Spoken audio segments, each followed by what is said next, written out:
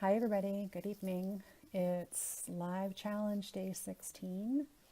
I'm still here in Seattle and tonight's topic is still around forgiveness. So if you remember the last few days, or if you haven't listened, that's okay. I'll just catch you up. We've been talking about forgiveness and all the things that I had to go through a ritual to forgive myself for. And this topic tonight is, hey Mary, this topic tonight is about cowardice. And so, oh, it's nice to see you. I hope you're feeling better. So tonight, so everybody knows that the opposite of cowardice is bravery. And I think that a lot of people are brave. I know a lot of brave people, and I try to be brave. But in my positions over the years, I realized that I was kind of, I've mentioned it before, that I felt like I was living small because I would try to hide out in all different kinds of ways. But I would be put in positions of making tough decisions. Hi, Jackie. Tough decisions about employees and very large groups of employees, and being in big corporate meetings around the big corporate tables. And I showed up and I dressed up and I prepared myself.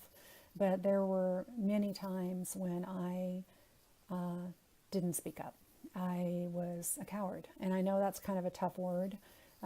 It's sort of a harsh word in a lot of ways. But the truth was that I did not feel brave enough to speak up. And how that showed up was knowing in my gut that I needed to jump in and say something, knowing in my gut that I needed to protect somebody or to support somebody. Or to do the tough thing, and I hesitated too long, that 5-second rule that we talked about before, and I just didn't. And that is, in my mind, an act of cowardice, where it's the tough thing to do, to speak up. It's the tough thing to do, to be brave. And by hesitating and doubting myself and second guessing myself, I ended up not supporting people and myself to the fullest of my ability.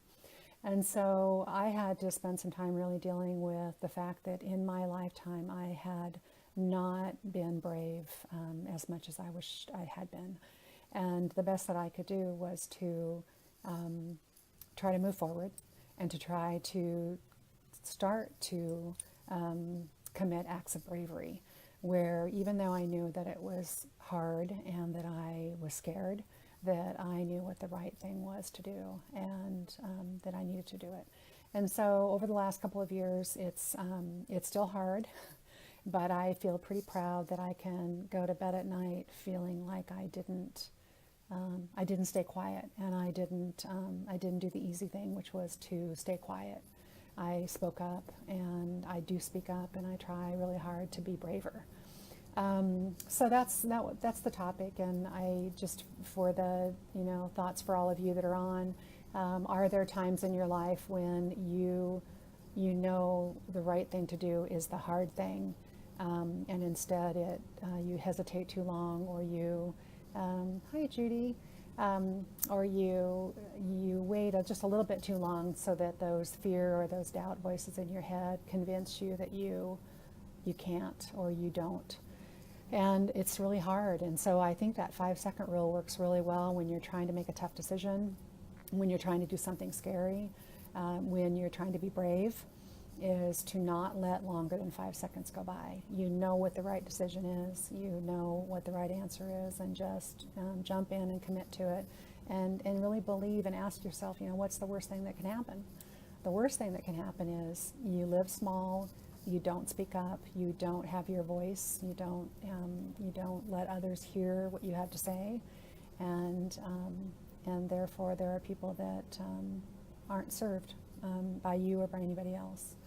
So it's a tough thing, but bravery is worth it. It's scary. Cowardice is a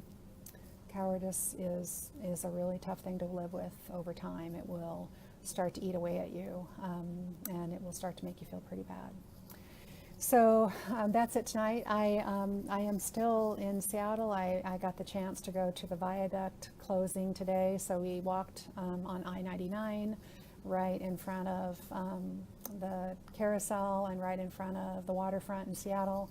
And we got to walk through the Battery Street Tunnel, which always scared me to death when I would drive through there year after year in busy traffic, worried that I'd get stuck in the middle of that tunnel and get crushed. And when we walked through there today, it's really falling apart. It's very scary. So what I understand is they're going to fill it in, and it's going to become part of sort of a landfill, and they'll build over the top of it.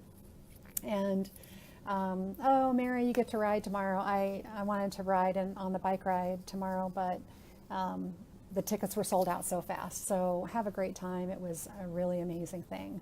So we entered the new tunnel at Harrison, I think. And we walked the 2 miles through the tunnel to the end down by the stadium. So you pop out right between the two stadiums, and it was so cool.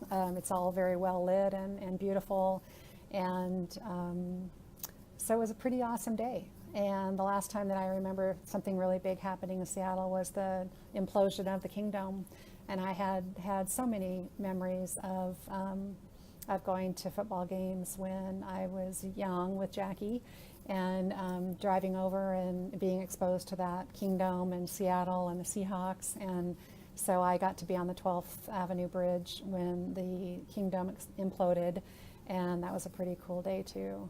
So lots of change for everybody and everything and places.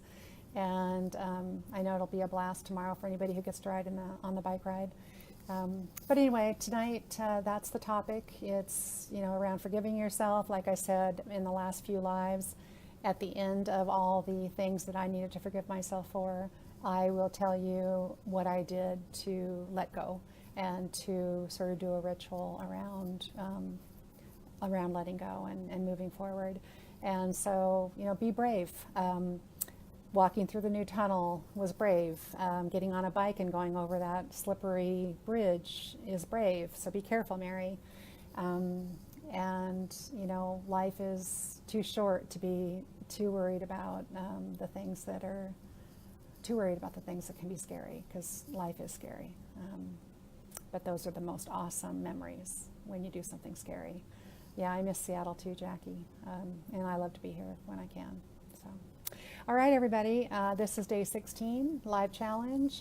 Thanks for hanging in there on a Saturday night, and I hope you're having a great one, and I'll talk to you tomorrow. I'm out.